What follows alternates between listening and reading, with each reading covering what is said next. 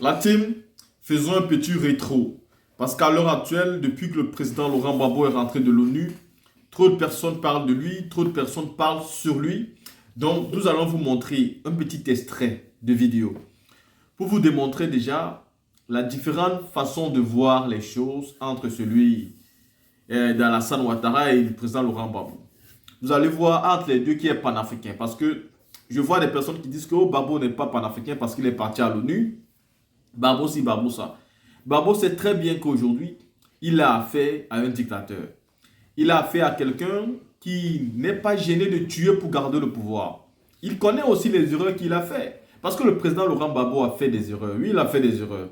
S'il n'avait pas fait des erreurs, Ouattara ne serait pas où il est. Gbagbo a permis à Ouattara d'être candidat. Il n'aurait jamais dû. Gbagbo a permis que Ouattara soit candidat au nom de la démocratie. Mais la démocratie ne change pas les lois. Quand la loi dit qu'il faut que tu sois de père et de mère ivoirien et qu'au moins même tes arrière-grands-parents soient ivoiriens, il faut que la loi soit respectée. Mais au nom de la paix et de la démocratie, Gbagbo a laissé ce monsieur être candidat et se présenter aux élections. Et c'était une grosse bêtise, donc c'est une erreur qu'il a fait. Et justement parce qu'il sait qu'il a fait certaines erreurs hier, il se comporte de manière différente aujourd'hui. Voilà pourquoi vous voyez ce monsieur se comporte comme il se comporte, parce qu'il sait aussi que celui qui est au pouvoir est prêt à tout pour garder le pouvoir. Ses ministres l'ont dit. Si vous voulez la paix, il faut garder Ouattara au pouvoir.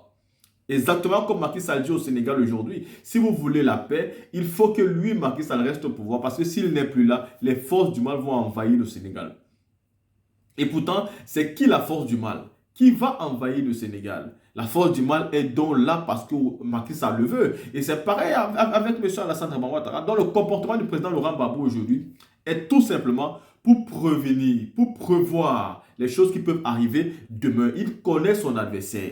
Il a déjà lutté avec son adversaire. Il a gagné. Il n'a pas perdu. Il a gagné. Vous voyez, quand vous gagnez un certain nombre de combats, mais qu'on décide quand même d'attribuer la victoire à une autre personne, ça ne signifie pas que vous avez perdu. Ouattara est là.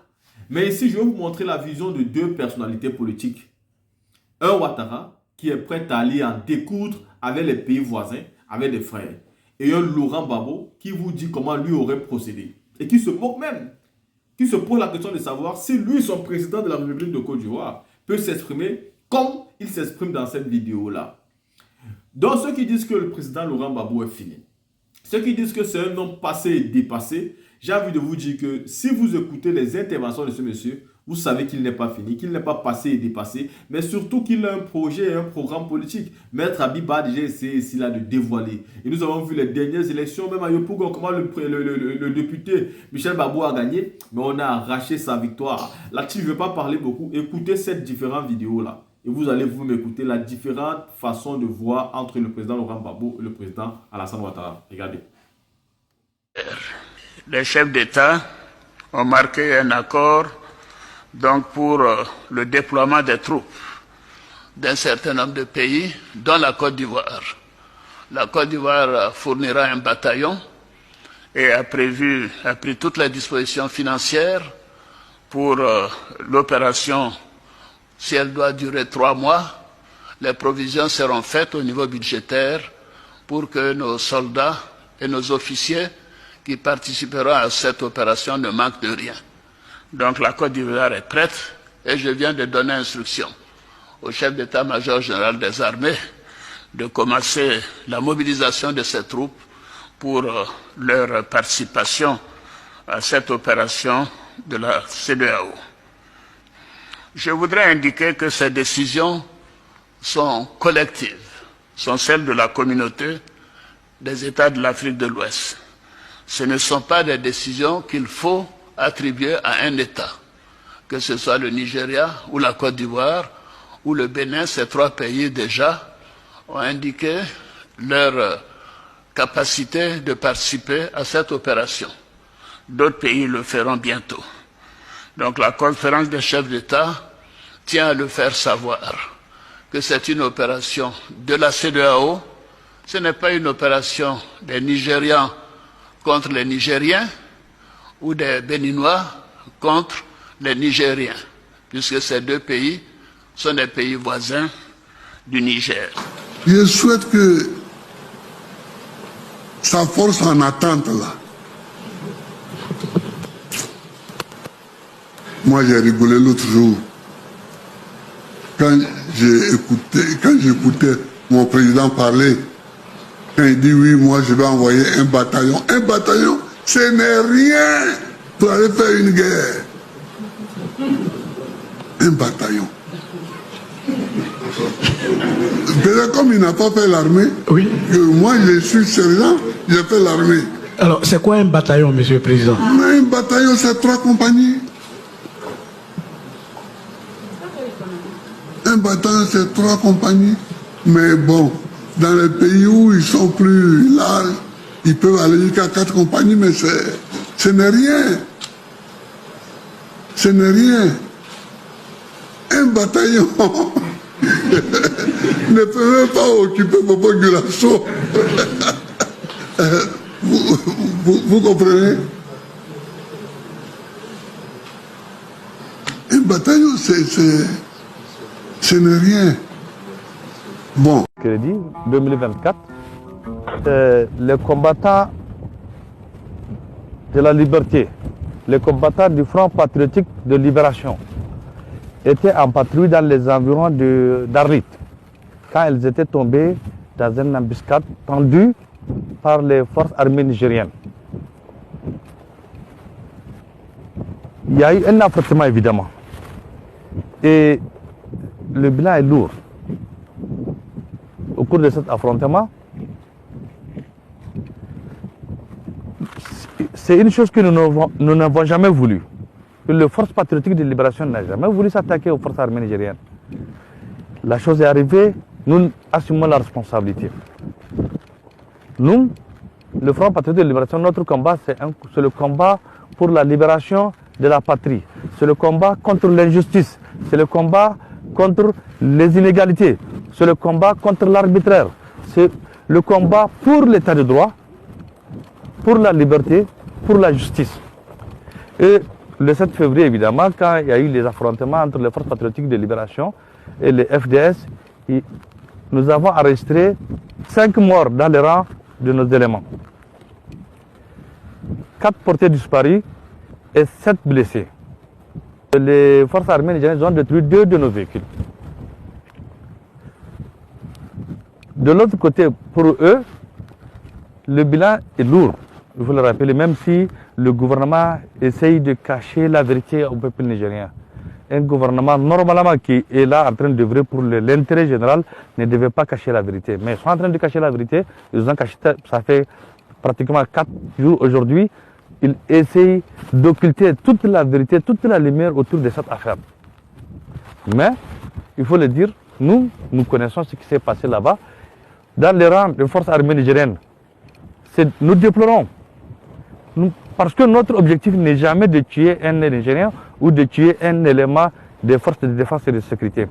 Mais devant l'impossible, nul n'est tenu.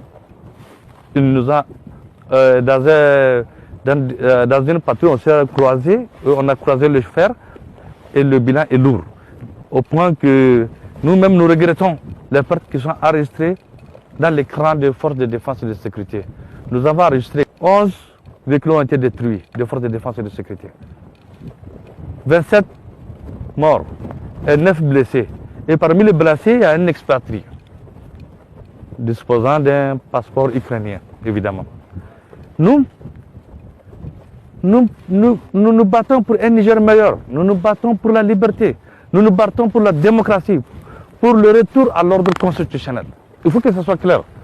Nous ne nous battons pas contre l'armée nigérienne. Si les forces de défense et de sécurité jusque-là ils n'ont pas compris cette situation, alors qu'ils s'attendent à d'autres réactions. Depuis 2 semaines, nous avons averti dans un communiqué, nous les avons avertis à plusieurs reprises pour les faire comprendre que non, nous ne sommes pas contre eux, nous sommes contre le régime, contre les despotes, contre les traîtres Tchani.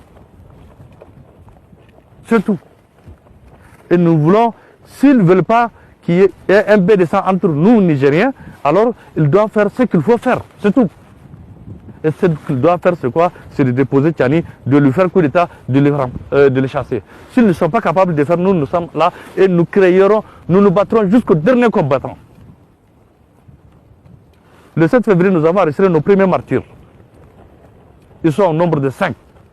Nous ne l'oublierons jamais et nous prions pour le repos de leur âme. Tout comme nos frères des forces de défense et de sécurité qui sont décédés le 27, qui sont décédés dans l'accrochage. Nous prions aussi que leur âme repose en paix. Parce que dans tous les cas, nous savons que nous luttons pour la démocratie, nous luttons pour la vérité, nous luttons pour l'état de droit et le retour à l'ordre constitutionnel. Et tout ce qui les lie, les Nigériens, c'est seulement la Constitution. Et quand quelqu'un, parce qu'il dispose des armes, il est capable il pense que faire un coup d'État et venir au pouvoir, alors nous-mêmes nous disposons des armes et nous pouvons essayer. La solution se trouve dans le fait de faire des partis, de faire partir Tchani et de faire un vrai coup d'État. Voilà ce que nous voulons. Un vrai coup d'État ou la guerre. Point à la ligne. C'est tout ce que nous voulons. Pas un coup d'État, Tchani, un traître.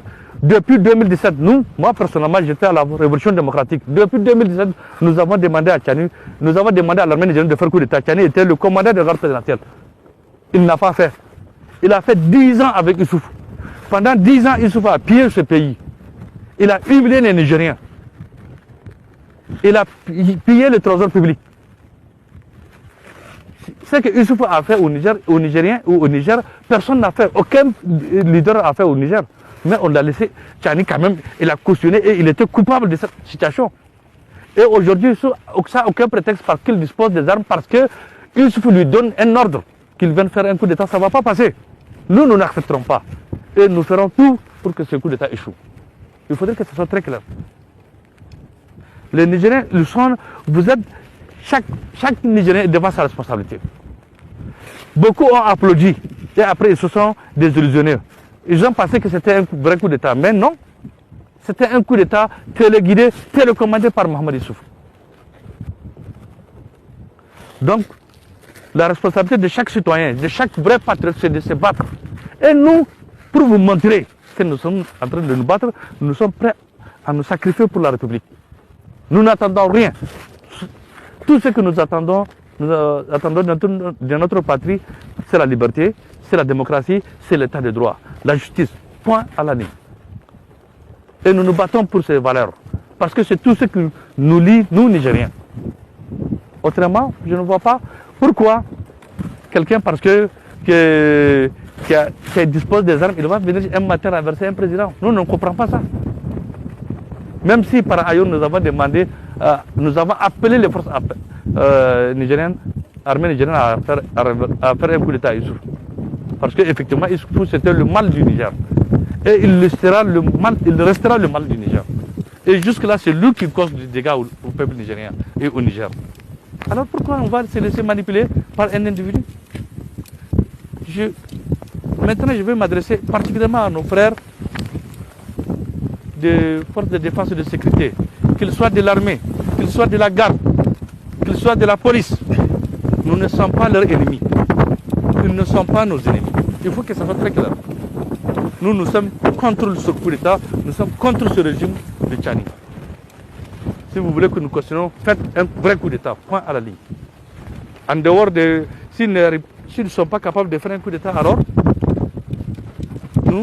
nous ne croiserons pas les bras et nous essayerons de nous battre avec les moyens dont nous disposons. Il faudrait que ça soit très clair.